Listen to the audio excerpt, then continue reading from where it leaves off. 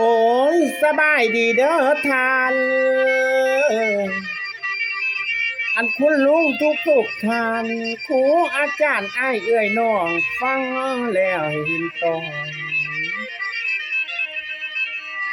ตกมาฮอดฤดูหนาวแล้ว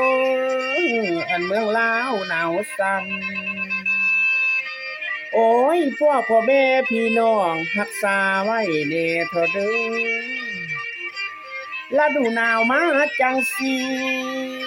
รักษาสุขภาพอย่าปะละเด้อคุณลุงลูกหลานคันเล่นรอนให้จะฟังเนาะเอาทอนหมอใส่ลำสิได้โอ้โอ้ยเป็นสำเนียงไพเราะท่านผู้ฟังอยู่นั่งนี่ฟังแล้วให้หำพึงเสียงบอดีบ่ได้กินน้ำเพิงเสียงโอเลิงบ่ได้กินน้ำทาผ้าบ่พากันเครือเกลืองเมืองไก่สอนกันบ่ห่างบ่วางน้องแก่ผู้ใด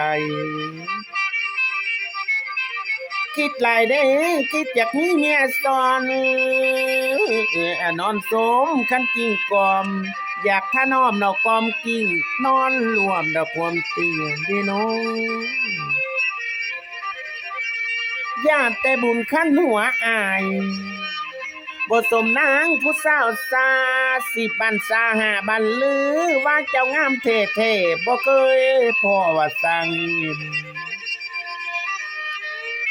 ญาติแต่คอยนี่นั้น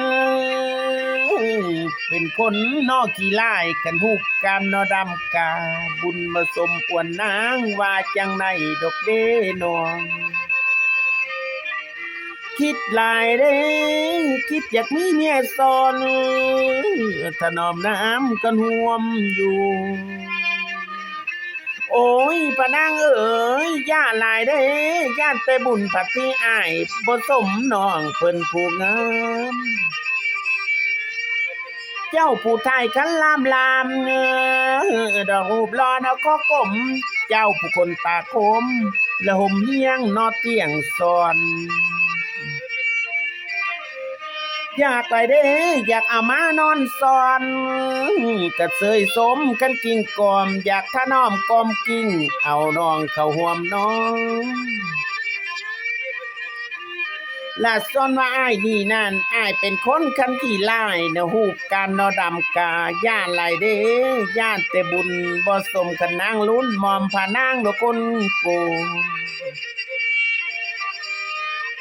เปรียบเมืองสีทนเท้าหักไหลเด้มาโนอ่อนโอ้ยนวลน่ะอ่องคันนอนน้องบะโนลาอยู่จังใดและส่วนว่าสีทนนี้คันว่าไปแล้วสู่สงครามเอ้ยกันสิ่งหยาดกลับมาตั้งแต่พุ่นมโนน้องพันเหล่านี้สัญญากันถ้าดอกไม้เหี่ยวแล้วมีเหตุอันเป็นไปสีทนไว้ว่าจัดกระลวนเลยต้นนี้มาหาน้องนางน้อยมาโดนางขันใกล้ทีมมาโดยไก่ละน้อขันบ้านพี่อ้ายนะค่อนกวงเฮงจังน้องได้กลับขึ้นบ้านอันผู้เงินดอกคือว่าเป็นจังไดสิทนอดบ่ได้ตามหาน้องไม่แน่นอนโอ้ยย่ามเดินดงเขาขี่ลีวันดันป่าบุกป่าบ่อนโลดป่าเป้าสิเดินเข้าดอกป่าเขาเลี้ยวไปทางหน้าพุ่นนินแต่ผู้นอผาคันตันทางบนบ้าซ้ายสิเดินยางติดตามหาม่อมน้องมโนลาอยู่จังใดคิดขึ้นมาแล้วกู